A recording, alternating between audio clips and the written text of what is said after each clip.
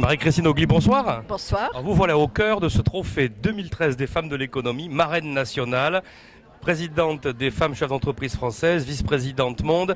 Quel message ce soir vous avez voulu faire passer à toutes les femmes qui sont ici?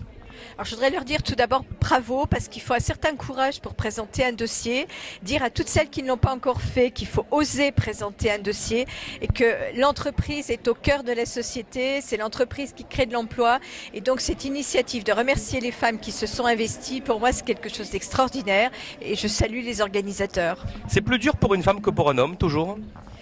C'est encore dur pour une femme, alors pas de créer son entreprise, il n'y a pas d'obstacle particulier si ce n'est celui que la femme se met elle-même. Par contre, là où ça devient plus compliqué, c'est quand les femmes veulent entrer dans le monde économique et veulent prendre certains postes dans le monde. J'ai envoyé des petits clins d'œil à Bernard Klenhoff, mais c'est très vrai, on a encore des difficultés à trouver nos places dans les lieux de pouvoir. Le fameux plafond de verre. Le fameux plafond de verre, on le trouve dans l'entreprise et on le trouve à l'extérieur de l'entreprise au niveau du monde économique. Alors ce plafond de verre, vous l'avez cassé, vous l'avez brisé. Dans quelque temps, vous allez devenir la présidente mondiale des femmes chefs d'entreprise, une responsabilité énorme. Oui, et ce sont souvent les femmes justement qui permettent de faire évoluer donc tous les pays qui sont des pays en guerre, ça passe souvent par les femmes, les révolutions passent par les femmes et je crois qu'il faut vraiment les encourager parce que c'est justement par le développement de l'entreprise qu'elles peuvent faire bouger l'économie de leur pays et c'est ce à quoi se déploie notre association au niveau mondial. Ce sera votre message. C'est vraiment encourager la création et la reprise d'entreprise, c'est important. Vous l'avez dit. Présidente, merci. Claire Perradotto, bonsoir. La marraine 2013 de ces trophées des femmes de l'économie pour Nice, Côte d'Azur. Alors c'est un grand honneur qui vous est fait. En plus, on vous voit partout en photo. Vous êtes absolument magnifique. Quel message ce soir vous avez voulu donner aux femmes et peut-être aussi aux hommes qui ont besoin peut-être aussi de savoir ce que les femmes font en matière économique? Il se passe quand même des choses ce soir ici à Cannes. Alors je dis, la première chose qu'il faut faire, c'est aux femmes oser.